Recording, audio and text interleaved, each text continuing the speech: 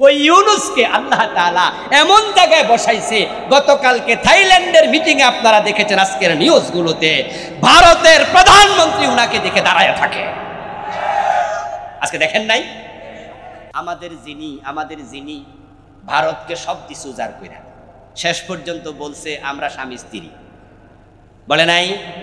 এদেশ থেকে তিনি গেলে ও দেশে থার্ড ক্লাস কোনো একজন আইসা উনাকে রিসিভ করত, ও দেশে ছোট মোটো অফিসার এগুলো আইসা উনাকে ওয়েলকাম জানাতো, রিসিভ করতো। আর দেখেছেন থাইল্যান্ডে নরেন্দ্র মোদী অপেক্ষা করছে তার অফিসারদেরকে নিয়ে, আর আমাদের ইউনুস যখন ঢুকেছে সবগুলো একসাথে দাঁড়ায় গেছে। আল্লাহ তাআলা চাইলে কাকে কোথায় বসাতে পারে। ডক্টর ইউনুস এই 7 মাসে বাংলাদেশকে অনেক সম্মানের জায়গায় নিয়েছে। ফ্রান্সে গিয়েছে কয়দিন আগে, আপনারা দেখেছেন, চায়নাতে দেখেছেন কিভাবে তাকে সংবর্ধনা দেয়া হয়েছে। তাকে আমরা সহযোগিতা করতে চাই, সময় দিতে চাই।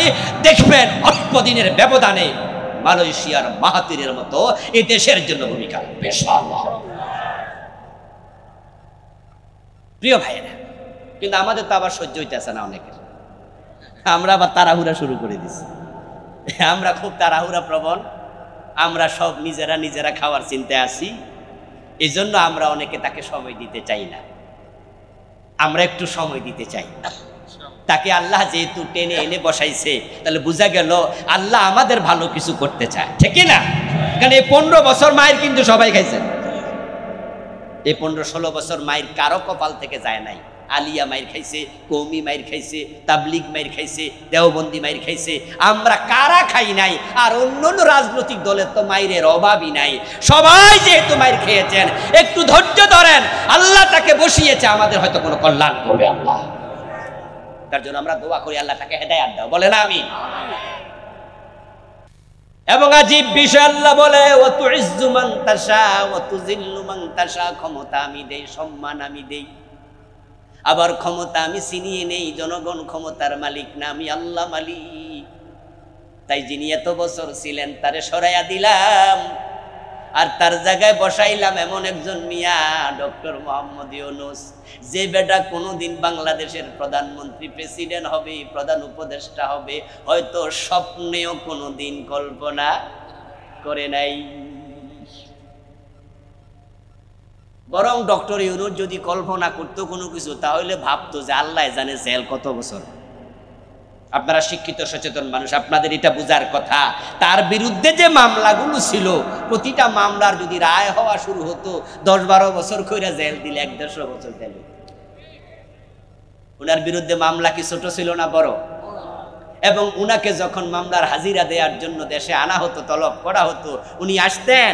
একাধিক দিন এমন গিয়েছে যেখানে বিদ্যুৎ অফ করছে, লিফট বন্ধ, পায়ে হেঁটে 8তলা যেতে হবে। 84 বছর বয়স বেডা, নিচতলা থেকে পায়ে হেঁটে 8তলায় ওঠো, লিফট বন্ধ, বিদ্যুৎ নাকি নাই। উনারে বুঝাইছে তুমি নোবেল লরিয়েট হও, যাই হও, পৃথিবীর মানুষ তোমার যতই মাথায় তুলে নাচুক, আমার কাছে তুমি কিচ্ছু না, ওঠো মিয়া। হাইটা হাইটা বেজ্জতি করেছে, এজলাসে দাঁড় করিয়ে রেখেছে, বসার জন্য চেয়ারও দেয়। এজলাসে গিয়ে দেখে বিচারক নাই, দাঁড়াই থাকেন, বিচারক খাইতে গেছে। কিসের কোন ইউনুস, ঠ্যামকে আর নাথিং। বুঝাইছে সামনে আরো আছে, কিন্তু দেখেন সেটা হচ্ছে মসজিদে গিয়ে আমরা আল্লাহকে সিজদা দেই, আল্লাহর আইন মানি, এ বিষয়ে কারো দ্বিমত নাই।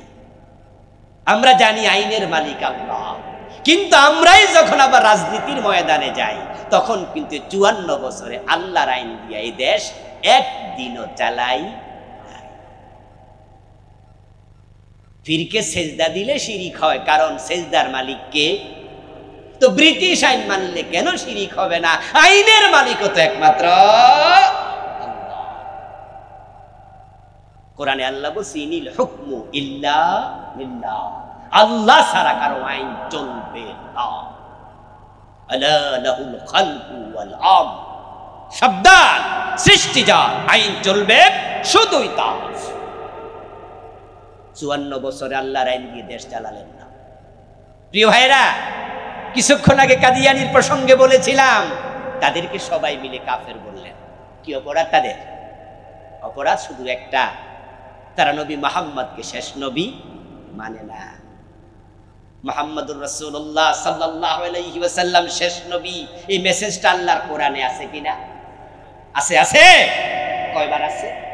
অনলি ওয়ান, একবার। খাতামান নবিয়্যিন একবার আছে শুধু। আমার প্রিয় ভাই, আল্লাহ তাআলা নবী মুহাম্মদকে শেষ নবী বললেন। কাদিয়ানীরা কোরআনের এই মেসেজ অস্বীকার করলো, তাই তাদের ঈমান শেষ।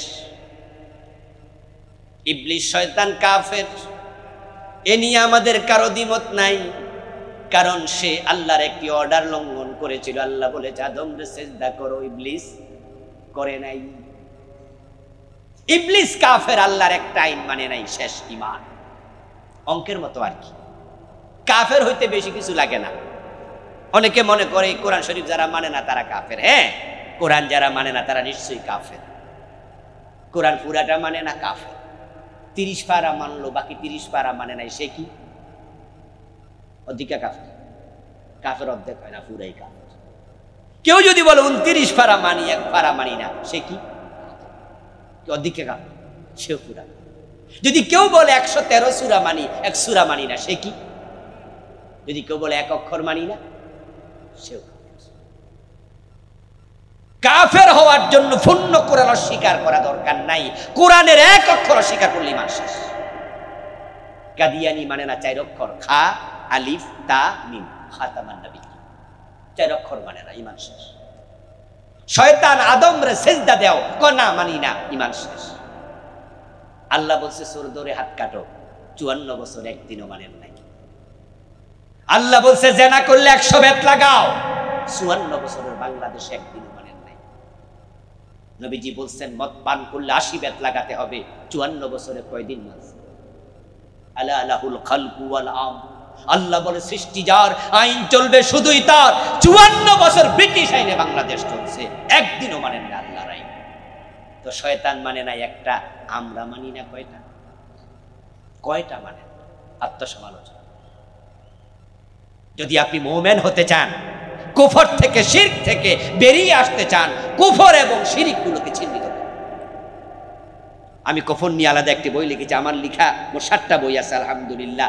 ঈমান, কুফর ও নিফাক, এই বইতে আমি 60টা, আপনার 56টা, 60টা থেকে 4টা কম, 56 কুফরই লিখেছি। কত কুফর বাংলাদেশ! হাসরের ময়দানে আল্লাহর সামনে যাওয়ার পরে যখন আপনি দেখবেন যে আপনি কুফরিতে আছেন, শিরকে আছেন, নিফাকে ইতিকাদিতে আছেন, আর আপনি বলবেন যে আল্লাহ এগুলো যে কুফর শিরিক আমি তো জানি না। প্রিয় ভাইয়েরা, না যাই না বিষ খাইলে অসুবিধা আছে কি?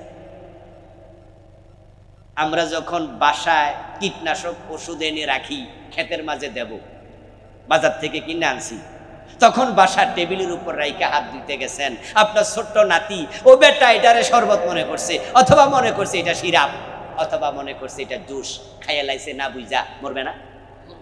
না বুঝা খাইলেও মরে। এই বিদ্যুতের হাত দিলে শক হয়, মানুষ মরে যায়। কেউ যদি না যায়, নাও হাত দেয়, মরবে না? আপনি জানেন না, কেন জানলেন না? অনেকে আছে খুব বুদ্ধিমান, দেখবেন চা দোকানে বসে গল্প করে, টেবিলে থাপ্পড় দিয়া কয় হুজুররা জানেও বেশি, হুজুরদের হিসাব হইব, আর আমরা জানিও কম। বাহ, কি সুন্দর থিওরি! হাসরের ময়দানে আল্লাহকে বলে দেবেন যে আল্লাহ আমি জানি না, আর আল্লাহ বলবেন ঠিক আছে যাও জান্নাতে ঢুকে যাও। এত মাগনা, অথচ ইলম শিখা জানা নফল না ফরজ, এটা ফরজ আইন। তলাবুল ইলমি ফরিদা আলা কুল্লি মুসলিম। কোনটা নিফাক, কোনটা কুফর, কোনটা শিরক? ওয়ালা ইউজলামুনা ফাতিলা, ইন্নাল্লাহা লাইসা বিযাল্লামিন লিল আবিদ ওয়ালা ইউজলামুনা নাকিরা। কোরআনে আল্লাহ কত আঙ্গিকে, কত স্টাইলে বলছেন, বিভিন্ন আঙ্গিকে তিনি বলছেন যে আমি বান্দাদের উপরে সামান্য পরিমাণ জুলুম করি না। বান্দা যা করে আমি ঠিক তাই দেব তার প্রতিফল, তার পরিণাম, তার পুরস্কার। তা আপনি নামাজ পড়ছেন আর আল্লাহ সব নামাজ ইচ্ছা করে বাতিল করবে, এটা কি হতে পারে? বান্দা সেদিন বলবে আল্লাহ বুঝেছি অপরাধটা আমারই। এবার কি হবে? এবার সে বলবে ওয়ালাউ আন্না লানা কাররাতান ফানাকুনা মিনাল মুমিনিন। আল্লাহ আমি নামাজ পড়ছি কিন্তু আমার ঈমান ছিল না, আমি কুফরি করেছি, আমি শিরিক করেছি, এই অপরাধগুলোর কারণে আমার আমলনামায় কোনো সওয়াব লেখা হয় নাই। এখন তুমি যদি আমাকে দুনিয়ার একবার পাঠাও, আমি ওয়াদা দিলাম আমি ভালো মুমিন হয়ে যাব, আমি আর কুফরি করব না, আমি শিরিক করব না। আমার প্রিয় ভাইরা, 5 ওয়াক্ত নামাজ পড়ে, মসজিদে গিয়ে আল্লাহকে সিজদা দেয়, আবার মাজারে যাইয়া ফিরের পায়ে সিজদা দেয়, এমন নামাজি 2-4 জন আমাদের এলাকায় নাই? আসেনি? নামাজও পড়ে, ফিরের পায়ে সিজদাও মারে। আপনাদের কাছে আমার জিজ্ঞাসা, যারা পীরের পায়ে সিজদা দেয় তাদের ঈমান আছে না ঈমান গেছে? তারা মুমিন না মুশরিক? যার ঈমান নাই তার নেক আমলের মূল্য আল্লাহর কাছে 1 পয়সাও নেই। এই যে আমাদের দেশে মাইজবান্ডারে যায়, দেওয়ানবাগ যায়, 18 যায়, আচ্ছা মাইজবান্ডারের মুরিদের মাঝে জুমার নামাজ পড়ে এমন মুরিদ কি আপনাদের এলাকায় নাই? আমার তো চিনা জানা আছে যে দেওয়ানবাগের মুরিদ দেওয়ানবাগে গিয়েও নামাজ পড়ে, দেওয়ানবাগও মসজিদ আছে, আবার পীরের পায়ে সেজদা দেয়। যে লোকটা পীরের পায়ে সেজদা দিল এটা তো শিরিক। পীরের পায়ে সেজদা দেওয়ার সাথে সাথে তার ঈমান শেষ। যখন কোনো মানুষের ঈমান থাকে না তখন তার নামাজ, রোজা, হজ, যাকাত আমল নামাতে আর যোগ হয় না। আমাদের দেশে কাদিয়ানি নামে একদল লোক আছে না, ওদের কি মসজিদ নাই? আমরা নামাজ পড়ি প্রতিদিন কত ওয়াক্ত, কাদিয়ানি পরে কয় ওয়াক্ত? একবারে। ঢাকার বকশীবাজারে গেলে মাদ্রাসা বোর্ডের পাশে আপনারা কাদিয়ানিদের মসজিদ দেখতে পাবেন, সেখানে 5 ওয়াক্ত আজান হয়, 5 ওয়াক্ত নামাজ। আপনাদের কাছে আমার জানতে চাওয়া, বলুন তো কাদিয়ানিরা মুমিন না কাফের? যারা চুপ করে আছেন তারা এবার বলবেন, তারা শুদ্ধা বলবেন, কাদিয়ানিরা মুমিন না কাফের? যারা কাফের হয় তাদের কি আমল কবুল হয়? অথচ কাদিয়ানিদের মাঝে এই রমজানে 29টা রোজা রাখছে এমন কাদিয়ানিও আছে। সেও তো ভাবতেছে সে রোজাদার, সে নামাজি। প্রিয় ভাইরা, নেক আমল করলেই হবে না, নেক আমল গুলো কবুল হয় কিনা, আল্লাহ পর্যন্ত পৌঁছে কিনা, this is very important. 5 group মানুষ হাসরের ময়দানে আল্লাহর সামনে গেলে তারা দেখতে পাবে তাদের আমল নামা ঠিক এরকম সাদা, একবারে খালি। 5 গ্রুপ, তাদের আমল নামাতে কোনো নেকি নাই, সব বাদ। এই মানুষগুলো আল্লাহ তাআলাকে বলবে, আল্লাহ আমারে আপনি দুনিয়ার একবার ফাটান, এই 5 গ্রুপের ভিতরে আমি আমার নাম আর রাখবো না, আমি তাওবা করে ভালো হয়ে আবার ফিরে আসব। আপনারা বলুন তো তাদেরকে আর পাঠানো হবে? কোনো সম্ভাবনা আছে? সেদিন বুঝবেন, কিন্তু কোনো লাভ নাই। এবং তাদের মাঝে এমনও বলবে, ওয়াল্লাহি রাব্বিনা মা কুন্না মুশরিকিন। কোরআন মাজিদের আয়াত, আল্লাহ বলতেছে, তারা বলবে, ও আমার রব তোমার কসম, আমরা কোনো মুশরিক ছিলাম না, শিরিক করি নাই, আমরা কেউ মুশরিক না। তোমার ফেরেশতারা আমাদেরকে মুশরিকের তালিকায় নাম ঢুকায়া দিছে, তারা আমল নামায় শিরিক গুলো লিখেছে। ওয়াল্লাহি রাব্বিনা, আল্লাহ তোমার কসম, মা কুন্না মুশরিকিন, আমরা মুশরিক না। তারা ফেরেশতাদের দোষ দেবে, আল্লাহর কসম করে দোষ দেবে। প্রত্যেকটা মানুষ দুনিয়ায় যা করছে, প্রত্যেকটা আমল, প্রত্যেকটা কথা লিখার জন্য আমল নামা গড্ডানের ভিতরে আছে না নাই? তারা দোষ দেবে কিন্তু বাঁচতে পারবে না। আল্লাহ তাদের মুখ বন্ধ করে দেবে, মৃত্যু, তুই আমার ফেরেশতাদের দোষ দেশ। আল-ইয়াওমা নাখতিমু আলা আফওয়াহিহিম, মুখ বন্ধ করে দিলাম, যা। ওয়া কুল্লা ইনসানিন আলজামনাহু তায়রাহু ফি উনুকিহি ওয়া নুখরিজু লাহু ইয়াওমাল কিয়ামাতি কিতাবান ইয়ালকাহু মানশুরা। আল্লাহ তাআলা বলছেন, আমি প্রত্যেকটি মানুষের গর্দানে তার দুনিয়ার সব আমল রেকর্ড করার জন্য আমি ক্যামেরা ঢুকাইয়া দিছি, রেকর্ডার ঢুকাইছি, সিসি ক্যামেরা আছে, সব রেকর্ড করতেছি। আমি হাসরের দিন সে যখন বলবে, আল্লাহ আমি শিরিক করি নাই, আল্লাহ আমি কুফর করি নাই, আমি এত খারাপ মানুষ না, এগুলো ফেরেশতারা আমাদের বিরুদ্ধে লিখছে, আল্লাহ বলে আমি ওয়া নুখরিজু লাহু ইয়াওমাল কিয়ামাতি কিতাবা, আমি গর্দান থেকে টেনে এটাকে বের করব বই আকারে। বলবে ইকরা কিতাবাক, তোমার আমলনামা তুমি পড়ো। তোমার হাত কথা বলবে, তোমার মুখ কথা বলবে, তোমার জিহ্বা কথা বলবে, চোখ কথা বলবে, কান কথা বলবে, পা কথা বলবে, ওয়া জুলুদুহুম, পুরা বডির চামড়া কথা বলবে। আল্লাহর সামনে যখন ধরা পড়ে যাবে তখন এবার বলবে, আল্লাহ বুঝছি আসলে আমি ভুল করে লাইছি, আমারও দুনিয়ায় পাঠাও।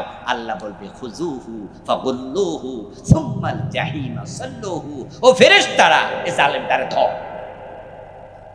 হাতে পায়ে জাহান্নামের ডান্ডা বেড়ি পরাইয়া দে, শিকল দিয়া বাঁধ, সুম্মাল জাহিমা সাল্লুহু, জাহান্নামের মাঝখানে ফেলে দে। 70 গজ লম্বা শিকল দিয়ে বেঁধে জাহান্নামের মাঝখানে ফেলে দেয়া হবে। সবাই পড়েন নাউজুবিল্লাহ। এবার বলুন তো, যে 5 গ্রুপ মানুষ আখেরাতে ব্যর্থ হবে, ধরা পড়ে যাবে, আজকের আলোচনা শুনে যদি আপনি মনে করেন যে এখানে তো আমিও আছি, আমি যে আছি আমি তো জানি না, আল্লাহ বলে ওয়াহুম ইয়াহসাবুন আন্নাহুম ইউহসিনুনা সুনা, তারা মনে করছে তারা ভালো কাজ করতেছে। আমার প্রিয় ভাইয়েরা, এই যে কাদিয়ানীকে কিছুক্ষণ আগে কাফের বললেন, আচ্ছা আমরা যতই কাফের বলে ফতুয়া দিই, কাদিয়ানীরা কি আমাদের ফতুয়া নিছে? নিলে তো এরা মোমেন হয়ে যেত, ওরা তো তওবা করে ফেলত, আমাদের কথা ওরা শুনে না। আমার প্রিয় ভাইয়েরা, শিয়া নামে একটা দল কি আছে না? বাংলাদেশে আসেনি, আমাদের দেশে আছে। মুহররমের 10 তারিখে পুরান ঢাকার হোসনি দালান ভবন থেকে হাই হোসেন কইতে কইতে বুক থাপড়াইয়া হাজার হাজার শিয়া সদস্য তারা হাইটা 8-10 মাইল চলে যায় মোহাম্মদপুরে শিয়া মসজিদ পর্যন্ত। শিয়াদের বাংলাদেশে মসজিদ নাই, বরং মোহাম্মদপুর একটা স্টেশনের নামে শিয়া মসজিদ, রাস্তার পাশে শিয়াদের মসজিদ আছে। ইরানে লাখ লাখ শিয়া, ওদের দেশে কি মসজিদ মাদ্রাসা নাই? শিয়াদের মাঝে হাজার হাজার হাদিসের বড় মুহাদ্দিস আছে। এবার আপনারা বলুন তো, শিয়ারা পথ প্রাপ্ত না পথ হারা?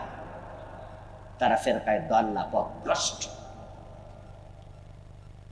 এইভাবে কতজন আছে হাসরের ময়দানে, তারা বুঝবে আমি তো ধরা খেয়ে গেলাম, এবার ফেরেশতারা হাত পা বেঁধে জাহান্নামে ফেলে দেবে। সেদিন কান্নাকাটি করে নিষ্কৃতি পাবে না। কিন্তু আজকের আলোচনায় যদি আপনি বুঝেন যে আমিও আছি, ক্বালা রাসূলুল্লাহ সাল্লাল্লাহু আলাইহি ওয়াসাল্লাম, মান ইশতারা সাওবাম বিআশারাতি দারাহিম ফীহি দিরহাম হারাম লাম ইয়াকবালিল্লাহু লাহু সালাতাহু মা দামা আলাইহি। এখানে তো অনেক নামাজি মানুষ, কিন্তু বলুন তো আজকের এই নামাজিদের মাঝে সুদে টাকা লাগাইয়া রাখছে এমন 2-4 জন মাহফিলে নাই? এ নারায়ণপুরে নাই, এই গ্রামে আছে, আজকের মাহফিলে আছে। প্রিয় দিনী ভাইরা, নামাজ পড়ছে সুদখোর। আচ্ছা শুধু নামাজ না, সুদখোর হজে গেছে, এমন সুদখোর আছে না? সুদের টাকা দিয়ে গেছে। এবারে রমাদানে ওমরায় গিয়েছিলাম, আলহামদুলিল্লাহ, গিয়ে সেখানে 10 দিন ছিলাম, অল্প কয়েকদিন ছিলাম মাত্র। আমাদের বাংলাদেশি এক ভাই আমারে বলল যে হুজুর, এই গত কয়েকদিন আগে 8-10 মাস আগে আমাদের সিনেমার নায়ক ফেরদাউস সাহেব ওমরা করতে আসছিল, সাথে আমাদের মুক্তিযুদ্ধ মন্ত্রণালয়ের মন্ত্রী গাজীপুরের এমপি মোজাম্মেল সাহেব আইছিল। আমি ওদেরকে খেদমত করছি, সেবা দিছি। আমি তখন মুস্কি হেসে বললাম, নায়ক ফেরদাউস ওমরা করে? কয় হুজুর আরো নায়িকারাও সাথে আইছে। সিনেমা হলের মালিক মসজিদের সভাপতি, এমন ঘটনা এই দেশে আছে? সিনেমা হলের মালিক মসজিদের সভাপতি, সুদখোর 5 ওয়াক্ত নামাজি। অথচ নবীজি কি বলছেন শোনে, মানিশতারা সাওবাম বিআশারাতি দারাহিম, যে ব্যক্তি একটি কাপড় কিনলো 10 দিরহাম দিয়ে, ফিহি দিরহামু হারাম, তার মাঝে 9 দিরহাম হালাল, 1 দিরহাম ছিল হারাম, সুদের টাকা, ঘুষের টাকা, মালে বেজাল মিশ্রিত টাকা, মানুষ ঠকানো টাকা। লাম ইয়াকবালিল্লাহু লাহু সালাতাহু মাদামা আলাইহি, ওই 1 দিরহাম যদি তোমার কাপড়ে ঢুকে যায়, হারাম টাকা ঢুকেছে, যত নামাজ পড়ো ওই কাপড় পরিধান করে 1 রাকাত আল্লাহ কবুল করবেন না। قال رسول الله صلى الله عليه وسلم لا يدخل الجنة لحم نبت من سعود وكل لحم نبت من سعود فكانت النار أولى بي।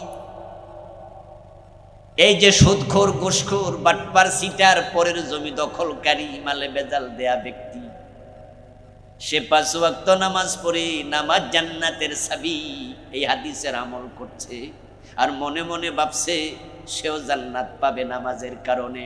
অথচ নবীজি বলছেন যে দেহ হারাম খাইয়া বড় হয়, মোটা তাজা হয়, লা ইয়াদখুলুল জান্নাতা লাহমুন নাবাতা মিন সুতিন, হারাম খাওয়া দেহ আল্লাহর জান্নাতে প্রবেশ করতে পারবে না। যারা হারাম খাচ্ছে তাদের কোনো ইবাদতই কবুল হয় না। এই যে নামাজ, হারাম টাকার কাপড়ে 1 রাকাত পড়বে। ذكر الرجل يطيل السفر أشعثا وأغبر ويمد يديه إلى السماء فيقول يا ربي يا ربي يا رب ومطعمه حرام ومشربه حرام وملبسه حرام وغذي بالحرام فأنى يستجاب لذلك رواه مسلم।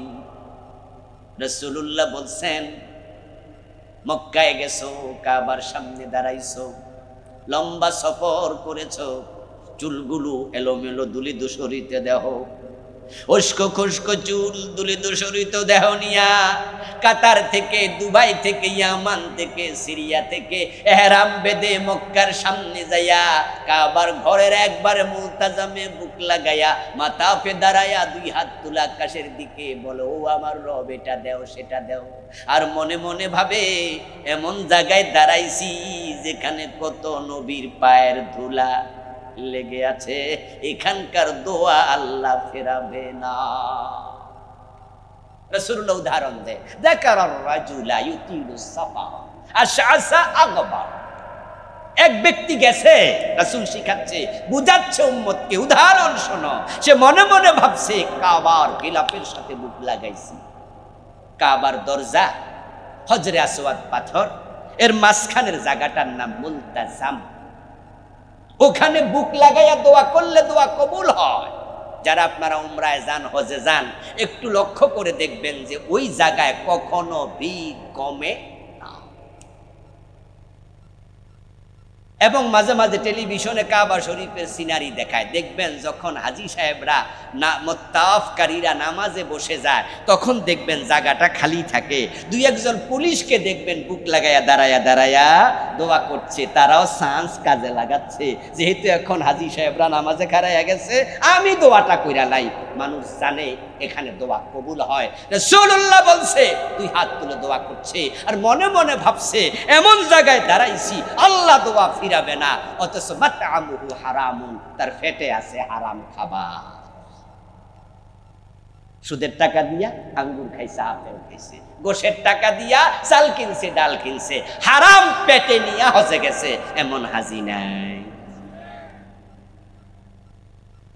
ওয়া মাশরাবুহু হারাম, ও বেটা যে বিদ্যুতের বিল দিছে, ওই বিদ্যুৎ দিয়া পানি তুইলা পানি পান করছে, বিদ্যুতের বিলটাও ছিল হারাম।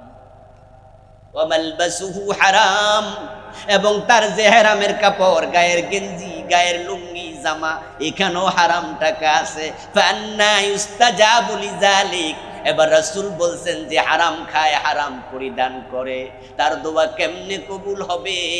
সে কাবার ভিতরে ঢুকে দোয়া করলো, আল্লাহ হারাম খাইলে দোয়া কবুল করে না।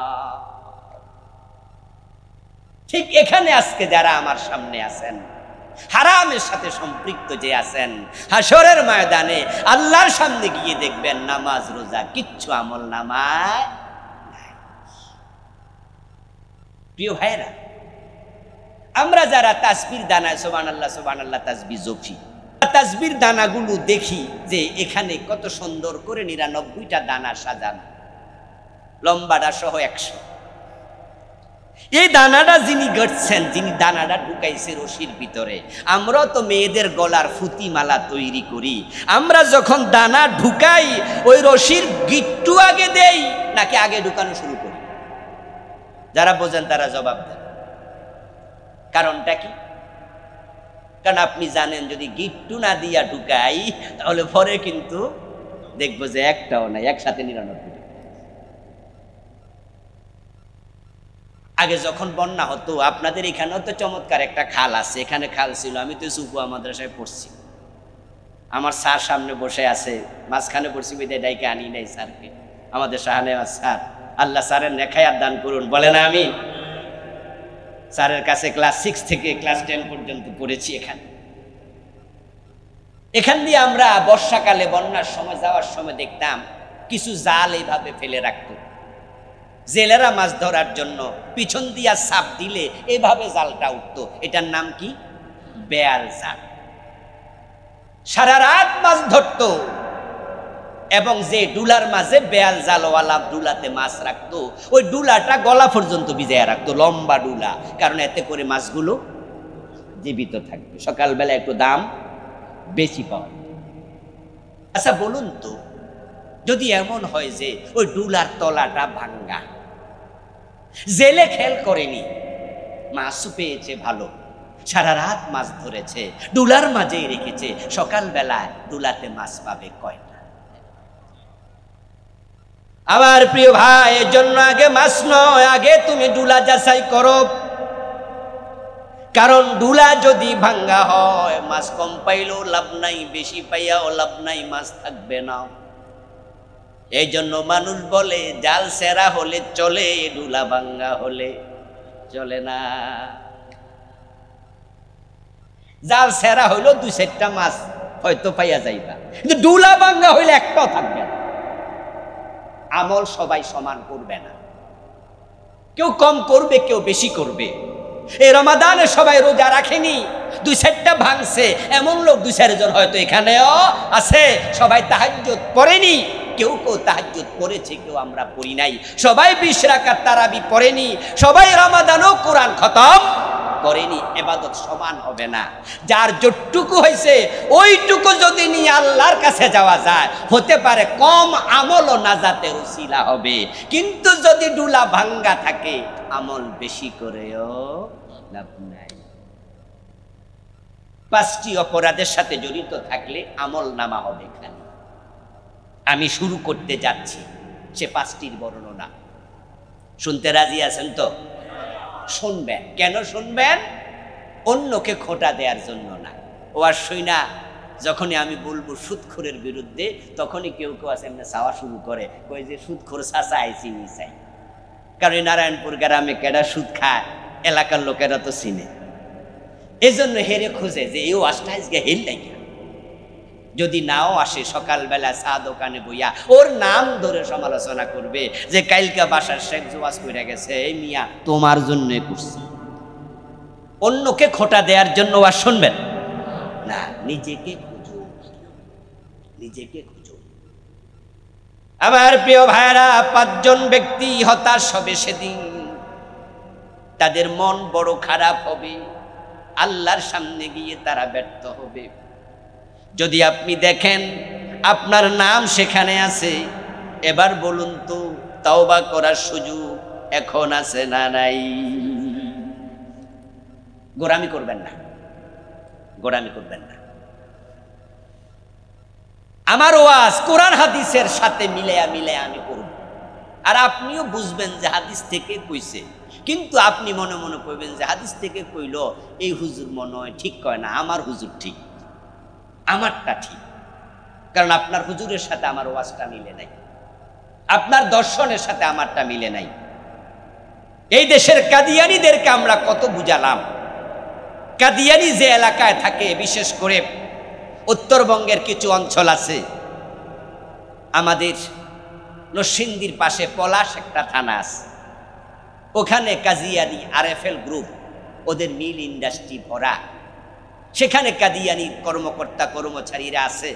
যেখানে কাদিয়ানীদের লোকেরা বসবাস করে, ওই এলাকায় গিয়ে বলি সেটা কুফরি, কাদিয়ানী তোমরা কাফের, কারণ নবী মুহাম্মদকে শেষ নবী তোমরা মানো না।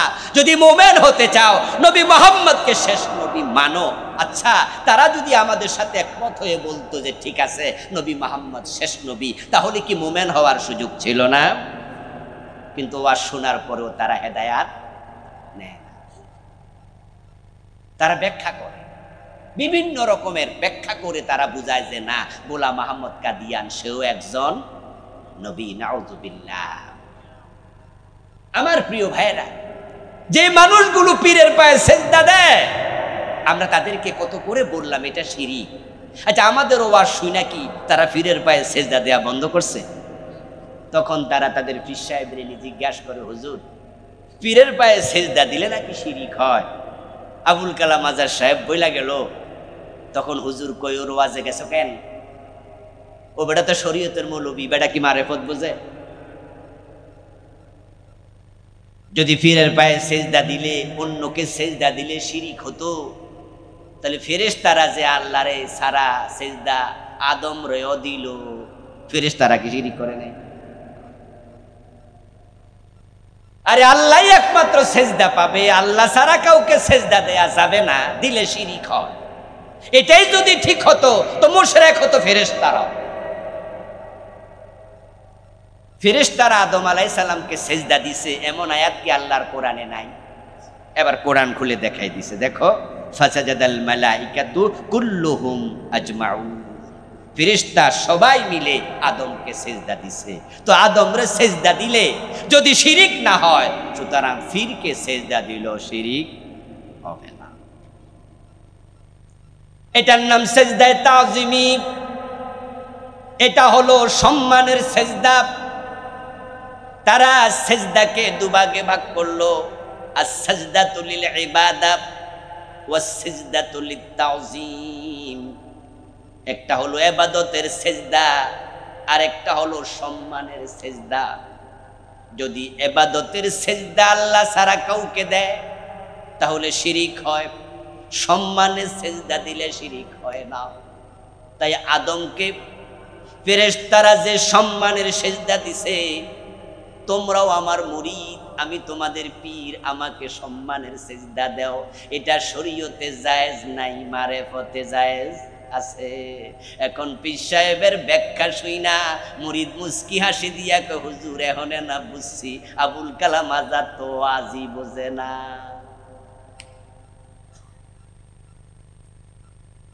আপনার ইলম আপনাকে ধ্বংস করে দিল।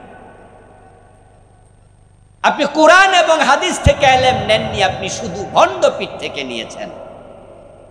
আপনার পীর আপনাকে জানাইয়া দিল আদমকে সেজদা দিছে, এই জন্য পীরকে দেয়া যায়। আপনাদের কাছে আমার কিছু প্রশ্ন এই প্রসঙ্গে, বলুন তো, আদম আলাইহিস সালামকে ফেরেশতারা সেজদা দিল, এই খবর আবু বকর ওমর কি জানে না? এই আয়াত উনারা কি আমাদের পরে পড়ছে না আগে? এই আয়াত দলিল দিয়া যদি পীরকে সেজদা দেয়া জায়েজ হয়, নবী মুহাম্মাদের সে বড় পীর সাহেবকে, আবু বকর ওমর রাদিয়াল্লাহু তাআলা আনহুমার সে বড় মুরিদকে, আমার প্রশ্ন, এই আয়াতের দলিল দিয়ে নবী মুহাম্মদ কি নিজে সেজদা নিয়েছেন? সাহাবারা ওনাকে সেজদা করেছেন? তে দলিল তুমি বুঝলা, রাসূল আর সাহাবারা বুঝলো না। আদম আলাইহিস সালামকে ফেরেশতারা সেজদা দিল। আদম আলাইহিস সালামকে বানানোর পরে উনাকে সেজদা দেওয়ার জন্য ফেরেশতাদেরকে অর্ডার করেছেন কে? আল্লাহ যখন কোনো কাজের আদেশ করে সে আদেশটা নফল না ফরজ। তাই ফেরেশতারা আদমকে সেজদা করছে, কিন্তু ও ভণ্ড পীর সাহেব, তুমি যে দলিল দিয়া নিজে সেজদা নিলা, তোমারে সেজদা করার জন্য কোরআনের কোন আয়াতে আছে? তো তুমি কোথারটা কোথায় লাগাইলা? ওটা তো আল্লাহর অর্ডার ছিল, কিন্তু তোমাকে সেজদাতে দিল, এটার অর্ডার কোথায়? প্রিয় ভাইয়েরা, এই জাতীয় ভুলভাল দলিল সামনে আসবে, আর আপনি আমাদের কথা শোনার পরেও পিছলায় ছুটে যাবেন, তাহলে আপনি নিজের কপাল নিজে খাবেন। 5 ধরনের মানুষ হাসরের ময়দানে আল্লাহর সামনে কি ধরা পড়বে। 1 নাম্বার, যারা কুফরি করে।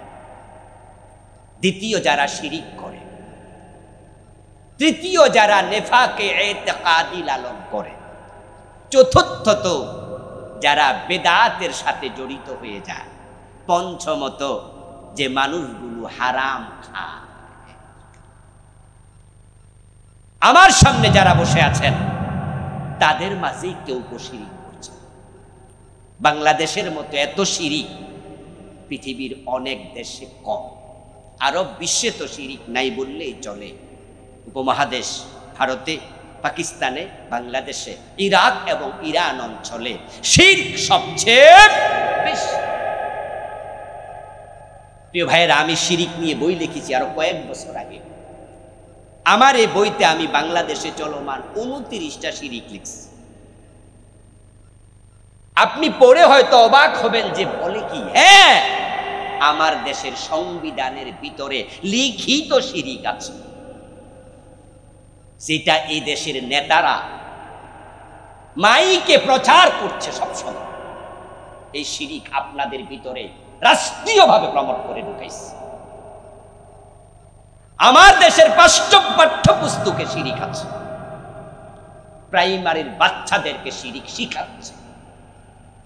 কোরআনে আল্লাহ তাআলা এই আশঙ্কার কথা 1450 বছর আগে বলছেন, ওয়ামা ইউমিনু আকসারুহুম বিল্লাহি ইল্লা ওয়া হুম মুশরিকুন।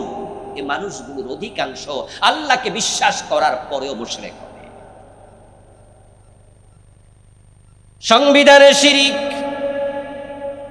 যেমন আমাদের দেশের নেতারা নির্বাচন যখন আসে মাইক হাতে নিয়ে তারা বলে জনগণ সকল ক্ষমতার উৎস। এটাকে সাংবিধানিক ভাষায় বলে সার্বভৌমত্বের মালিকানা, ইংরেজিতে বলে ল অফ সভরেনিটি। রাষ্ট্রের মালিকানা কার? বাংলাদেশের সংবিধানে ডক্টর কামাল লিখেছে, তার সংবিধান কমিটি সদস্যরা মিলে রাষ্ট্রের মালিকানা জনগণের। এই জন্য তারা বলে জনগণ সকল ক্ষমতার উৎস। অথচ আল্লাহর কোরআনে আল্লাহ বলে লিল্লাহি মা ফিস সামাওয়াতি ওয়া মা ফিল আরদ। জমিন এবং আকাশ এই সবটার মালিক কে?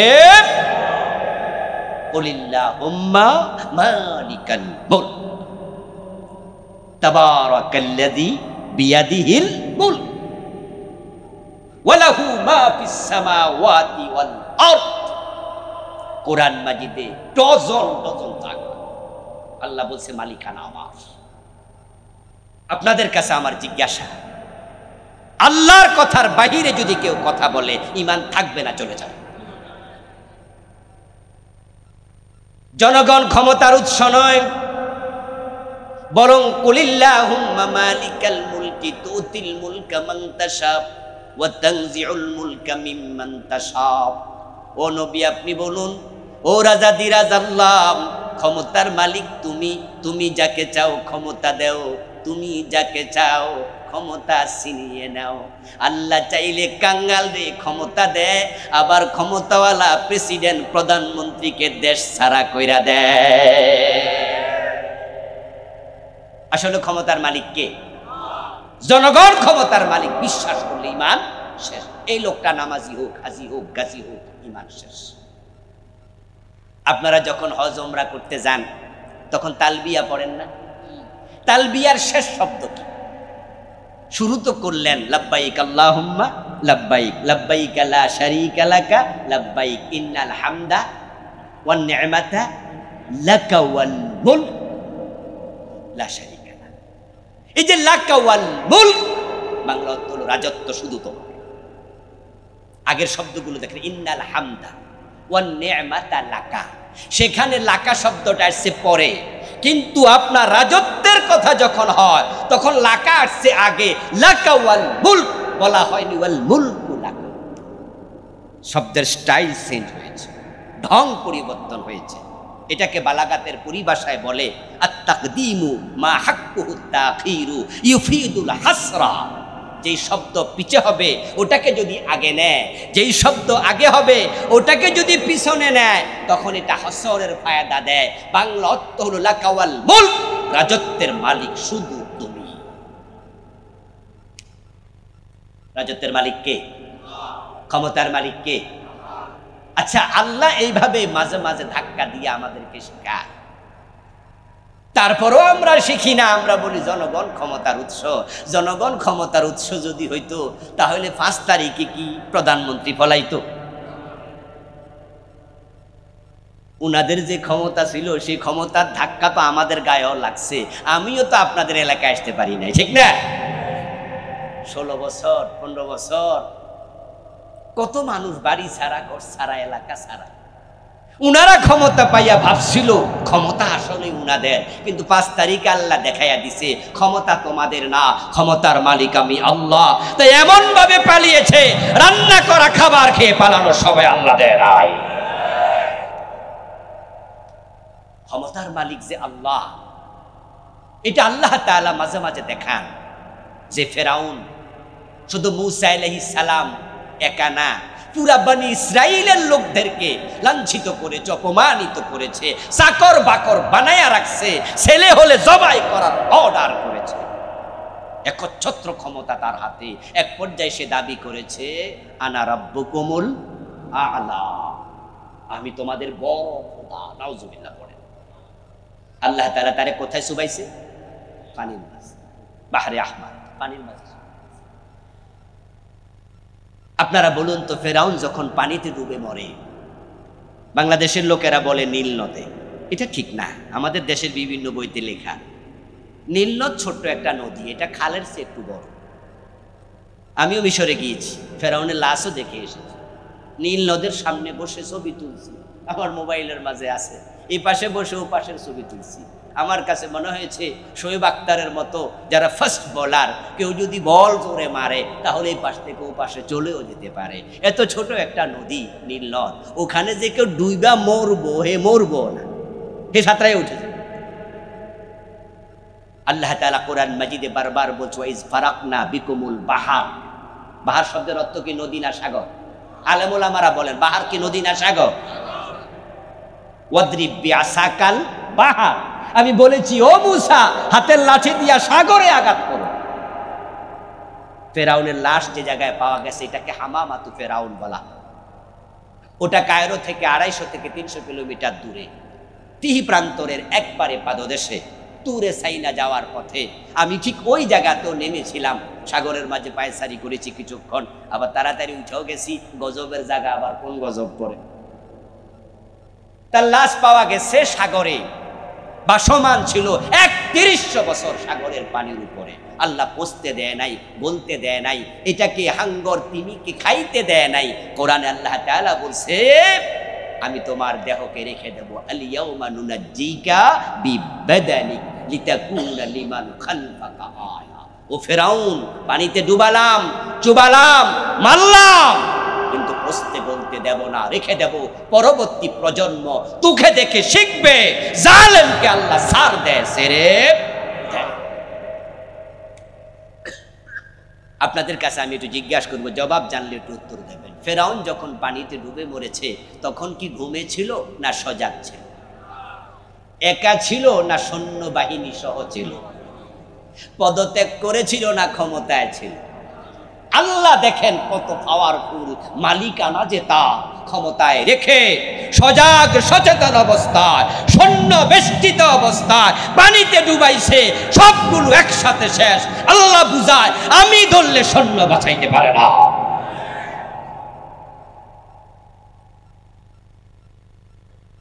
যারা আমাদেরকে দীর্ঘ 1 বছরের, 1 যুগের বেশি এই 14 গ্রামে আমাকে আসতে দেয়নি, সর্বশেষ আপনাদের এখানে একটা মাহফিল করছিলাম গোড়া গোড়া, তাও সেখানে পুলিশ পাঠাইছে, 144 দ্বারা জারি করছে।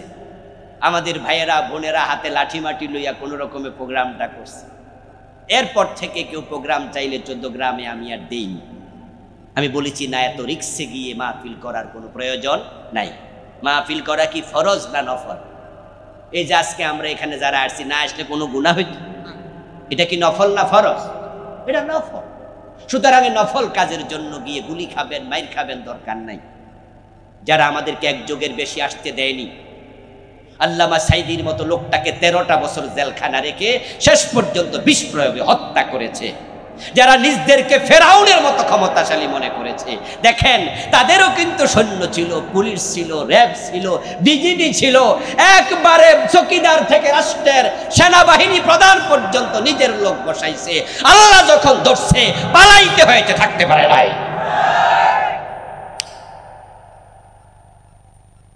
এমন ভাবে পালাইছে, এক্সট্রা কাফন লইয়া পলাইতে পারে না, গায়ে যেটা ছিল এটা পলাইছে। সেদিন দুপুরের জন্য খাবার রান্না হয়েছে, রান্না করা খাবার খাওয়ার টাইমটাও আল্লাহ দেয় নাই। ওনারা ঘোষণা করেছিল ভিশন 2041, 2041। দেখছেন নি অবস্থা? উনারা 2041 সন, আর সেনাবাহিনীর প্রধান আল্লাহ শিখিয়ে দিছে, যা বেটা যাই তুই তোর খালতো বোনে ক যে না 45 মিনিটও নেই। 41 সন তো দূরের কথা, 45 মিনিটও না, এর ভিতরে পালাও, না হয় তোমাকে আমি সেফটি দিতে পারবো না। ওই ওয়াকারকে সেনাবাহিনীর প্রধান নিয়োগকে আমরা দিছি? উনি তো দিয়েছেন, তার আত্মীয় না, জানেন তো, জেনারেল মুস্তাফিজের মেয়ের জামাই, উনার বোন জামাই। কয়েকজন জুন অফিসার সিনিয়র ছিল, ডিঙ্গায়া তাকে বানিয়েছে সেনাবাহিনীর প্রধান।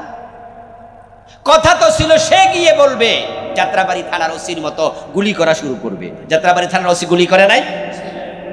প্রায় 100-র কাছাকাছি হত্যা করেছে যাত্রাবাড়ি থানার সামনেই। সেনাবাহিনী প্রধান যদি সেদিন যাত্রাবাড়ি থানার ওসির মতো বলতো, ম্যাডাম আমি আপনার নিরাপত্তার জন্য আছি, আর উনি তার পরবর্তী অফিসারদেরকে বলতো তোমরাও গুলি চালাও, তারা যদি চালাইতো, অর্ধেক অফিসারও যদি রাজি হতো আর বুলেট ছাড়া শুরু হতো, হয়তো 2000-এর জায়গায় 10,000 শহীদ হওয়া লাগতো। কিন্তু না, ক্ষমতার মালিক আসলে কে? মানুষের অন্তর কার হাতে? রাসূল বলছে আল্লাহ তাআলা 2 আঙ্গুলের মাঝখানে, তিনি যেদিকে চান সেদিকে ঘুরাইয়া দেন। আল্লাহ ওয়াকারের অন্তরকে ঘুরাইয়া দিছে, না এ দায়িত্ব তুই নিস না, তুই দায়িত্ব নিস না। বরং আপনারা পরবর্তীতে শুনেছেন তা নিয়ে বাকবিতণ্ডা হয়েছে, তাকে হুমকি দেয়া হয়েছে, তাকে গালিগালাজ করা হয়েছে। এই মিয়া, তোমাকে আমি সেনাপ্রধানের জন্য বানাইছি? সে বলছে যাই বলেন হবে না, বরং তাড়াতাড়ি আউট, 45 মিনিটের ভিতরে চলে যান।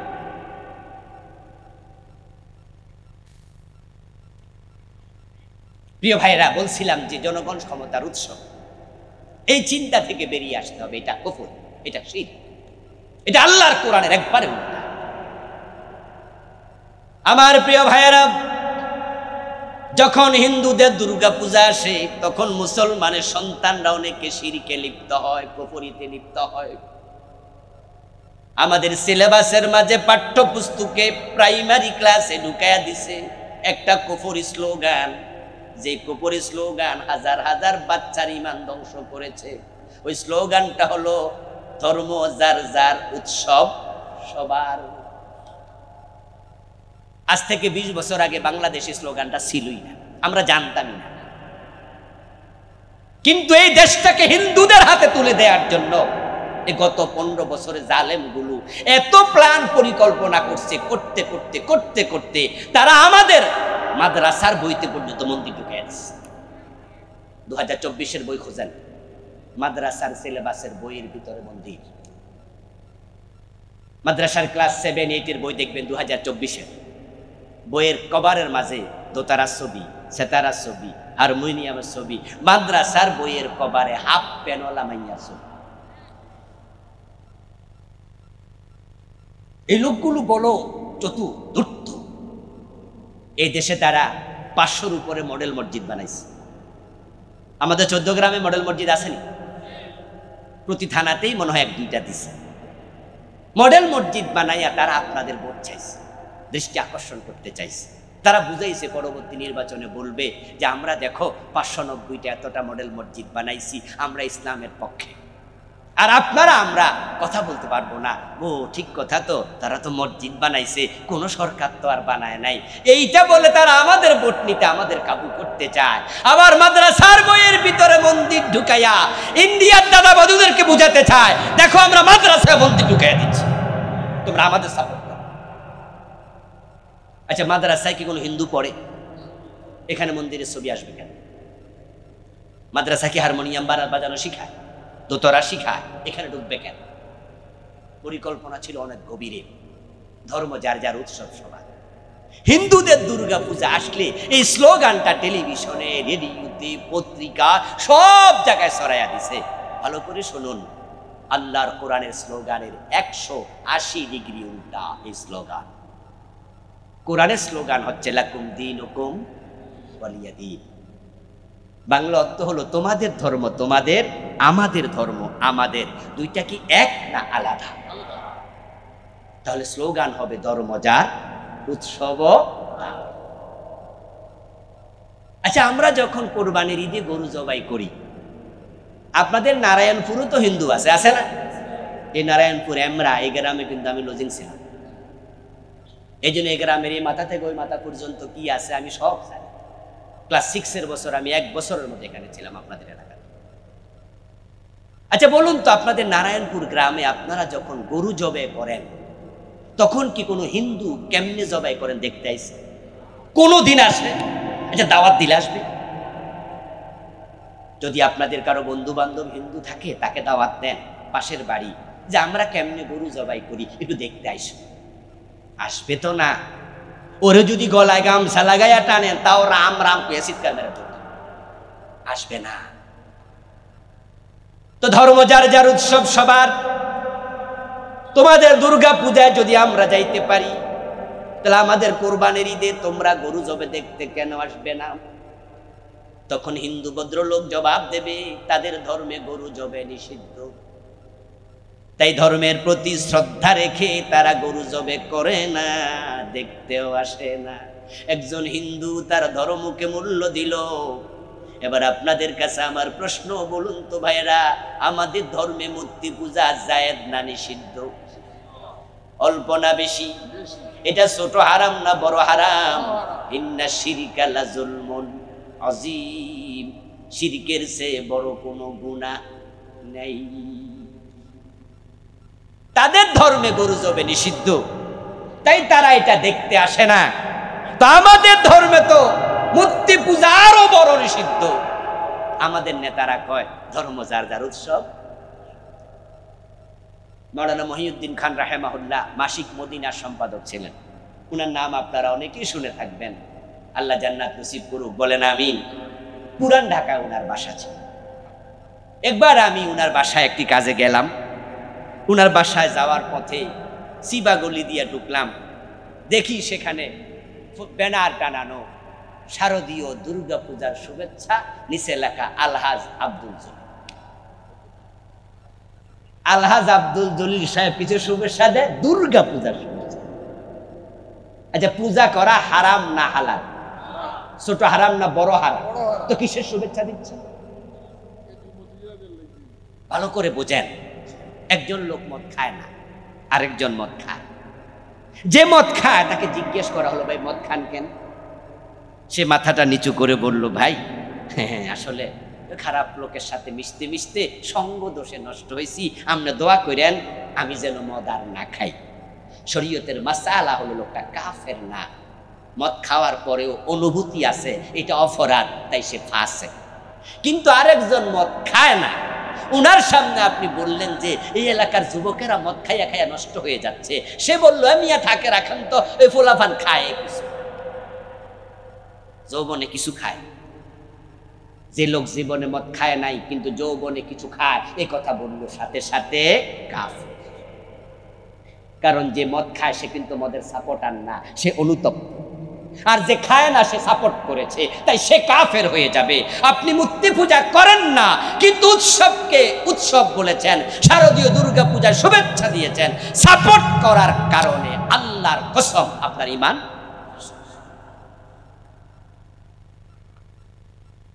আমার প্রিয় ভাই, আমাদের দেশে ইত্তেফাক পত্রিকা সহ কিছু পত্রিকা আছে, মাঝে মাঝে দেখবেন রাশিফল প্রকাশ করে অর্ধ পৃষ্ঠা ব্যাপী।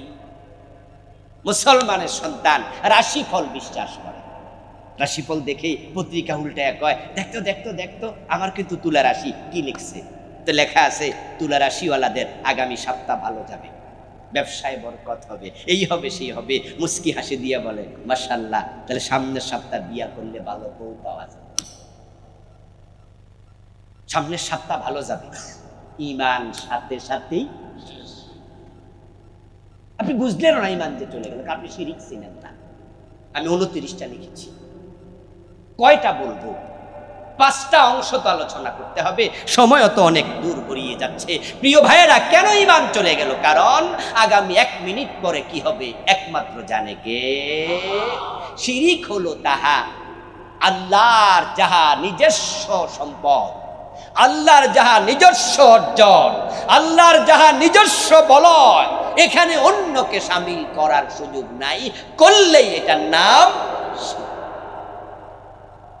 গায়েবের মালিক কে? অথচ আমাদের দেশে হাতে রেখা দেখানোর জন্য গণকের কাছে চলে। মা বলেছে ছেলেকে পাসপোর্ট জমা দেবে মালয়েশিয়া যাওয়ার জন্য, বাজান পাসপোর্ট ভিসাওয়ালার কাছে জমা দেওয়ার আগে একটু ঢাকা যা, টাকাও দিবি পাসপোর্টও দেবি, ভিসা যদি না লাগে তাহলে তো বেটা টাকাও ফিরাই দেবে না, ফেস লাগাই দেবে, এসে ভালো একটু যাই না, এত ভিসাটা লাগবে কিনা। ছেলে বলে মা ভিসা লাগবে কিনা কার কাছে জানবো? কেন? টেলিভিশনে দেখেছি বসুন্ধরা শপিং মলে বাবা লিটন দেয়ান বসে আছে, অতীত ভবিষ্যৎ ভূতপূর্ব তিনি সবই জানে। হিন্দুর কাছে পর্যন্ত হাত দেখায় এমন মুসলমান আছে না নাই? এই সানসিরি উরুস হয় না? ছোটকালে তো উরুস আমিও গেছি, আপনারাও তো অনেকে গেছেন। বিভিন্ন জায়গায় ফিরিদের উরুস হয়, এগুলোতে যাবেন না, যাওয়া ঠিক না। কিন্তু সেখানে গিয়ে দেখেছি উরুসের মাঝে টিয়া ফাঁকি নিয়ে বসে আছে, কিছু ইমবেলাপ নিয়া।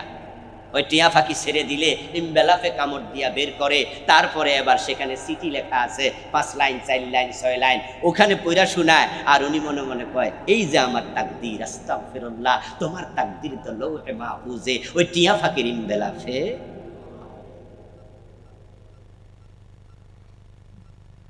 قل لا يعلم من في السماوات والأرض الغيب إلا الله। ও নবীজি, আপনি মানুষকে শুনাইয়া দেন আকাশ এবং জমিনে আল্লাহ ছাড়া কেউ গায়েব জানে না। ভবিষ্যতের খবর একমাত্র কে জানে? আল্লাহ। 2-3টা বললাম তো, মনে মনে কি ভাবছেন? যাক, আমি এগুলাতে নাই। কিন্তু একটা শিরিক আমাদের দেশে বন্যার পানির মতো ঢুকেছে, যেটার মাঝে এখানে বসা হয়তো অনেকেই আছে। রাসূলুল্লাহ সাহাবী ঈমান এনেছে রাসূলের হাতে, কিন্তু তার কলবে নেফাক ঢুকেছে। আব্দুল্লাহ ইবনে উবাই সাহাবী হতে পারে নাই, ঈমান আনার পরেও তার অবস্থান হবে জাহান্নামে সবার নিচে, কারণ তার ঈমানটা আল্লাহ পর্যন্ত পৌঁছে নাই। আব্দুল্লাহ ইবনে উবাই যখন মারা যায়, নবীজি তার জানাজার নামাজ পড়ায়। সহিহ বুখারীতে এসেছে, তার মৃত্যুর পরে তার ছেলে রাসূলকে গিয়ে বলে, ইয়া রাসূলুল্লাহ, আমার বাবা তো কেমন মানুষ ছিল আপনি জানেন, আমিও জানি, একটু জানাজার নামাজটা যদি আপনি পড়াইতেন, আল্লাহুম্মা গফিরলি হাইয়িনা ওয়া মাইয়িতিনা ওয়া শাহিদিনা, এই দোয়া যদি আপনার পবিত্র জবান দিয়ে আসে, আমি আশা করি আল্লাহ ক্ষমা করে দিলেও দিতে পারে। অথচ তার ব্যাপারে আল্লাহর বক্তব্য, ইন্নাল মুনাফিকিনা ফিদ দারকিল আসফালি, সবার নিচে জাহান্নাম। কিন্তু রহমাতুল্লিল আলামিন মনে মনে ভাবে, তার ছেলে যেহেতু অনুরোধ করতেছে, আর আমি যদি আল্লাহকে বলি আল্লাহ তুমি তাকে ক্ষমা করে দাও, আর আল্লাহ যদি ক্ষমা করে দেয়, আমার কোনো লস আছে? ওকে যাও যাও, বাড়ি যাও, তোমার বাবারে গোসল দাও, আমি আসতেছি। আল্লাহর হাবিব রওনা দিলেন।